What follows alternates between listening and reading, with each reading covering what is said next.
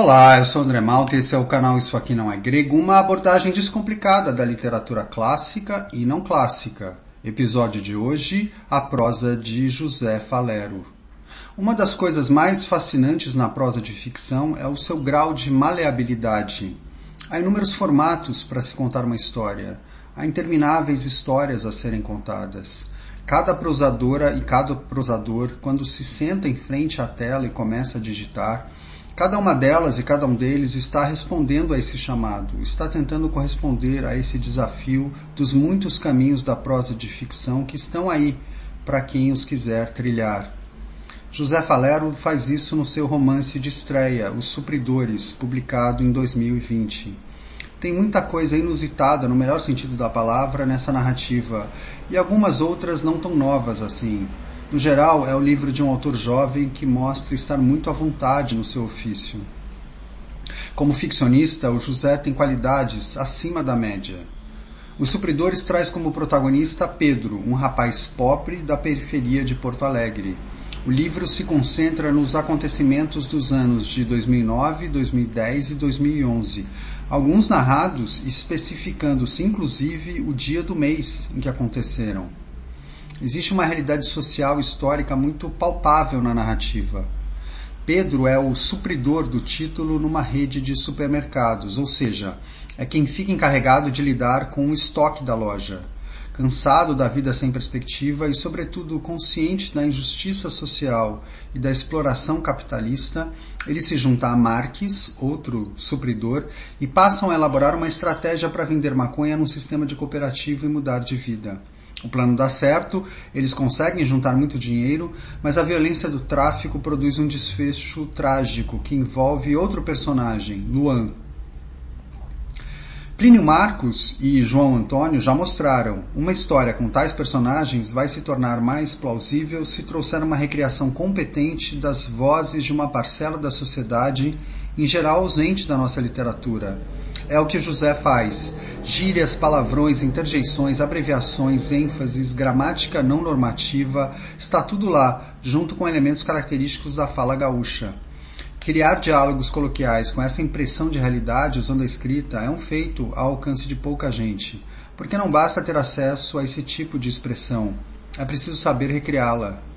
Paulo Lins já tinha feito isso em Cidade de Deus e, mais recentemente, Giovanni Martins em O Sol na Cabeça. Só que o José não para por aí. Para a voz narrativa em terceira pessoa e no tempo passado, ele adota outro esquema, um esquema do qual o próprio título, com essa palavra pouco comum, supridores, já dá uma pista. Que esquema é esse?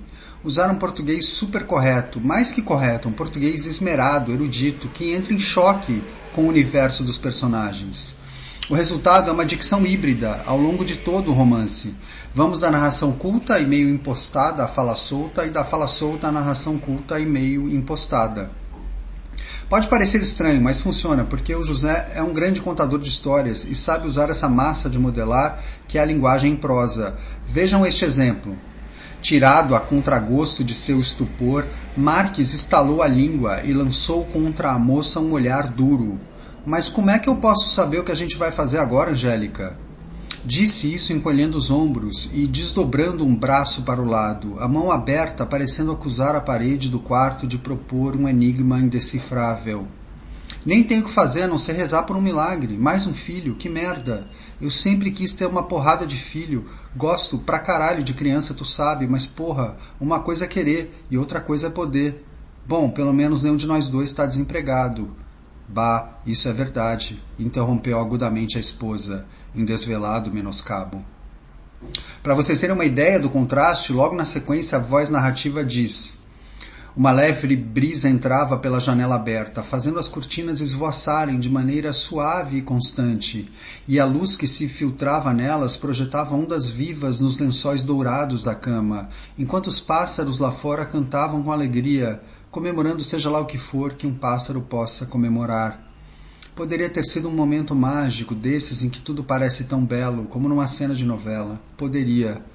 O problema era um som desagradável que fazia pesar tanto o espírito dele quanto dela, ancorando-os firmemente numa realidade que de mágica não tinha nada.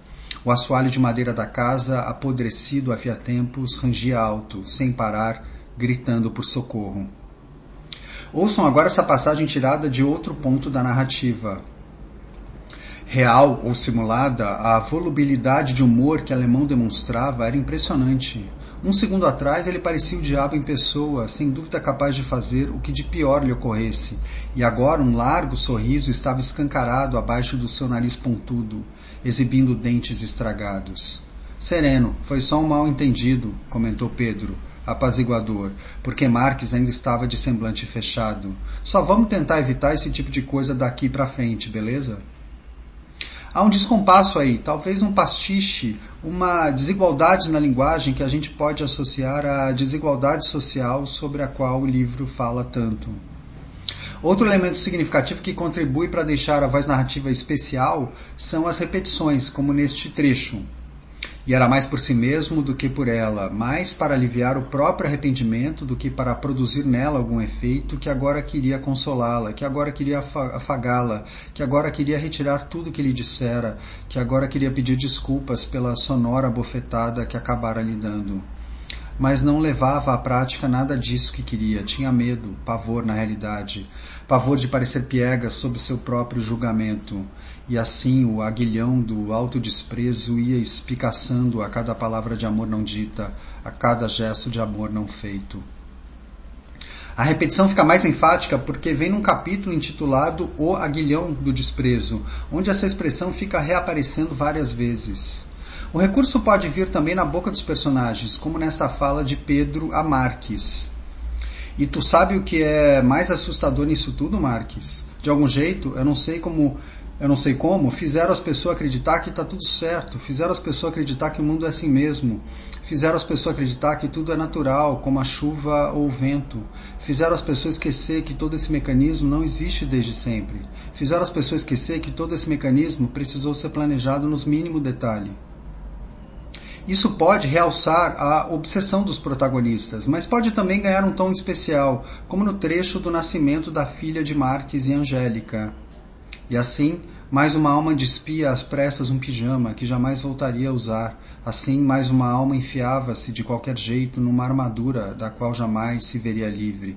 Assim, mais uma alma vinha ao campo de batalha, vinha dar o melhor de si, vinha lutar com todas as forças pela sobrevivência, vinha enfrentar o inimigo invencível, vinha carregar a certeza amarga de que seria derrotada no final.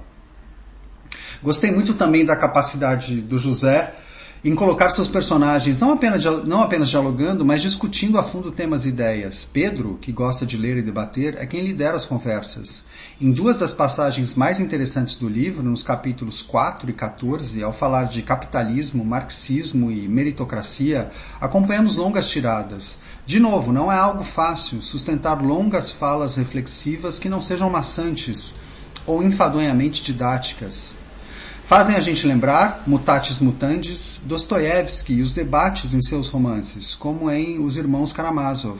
Só que no fim das contas, por causa da história, da idade dos personagens e do foco na ação, é mais a um filme ou a uma série que a gente acaba associando supridores.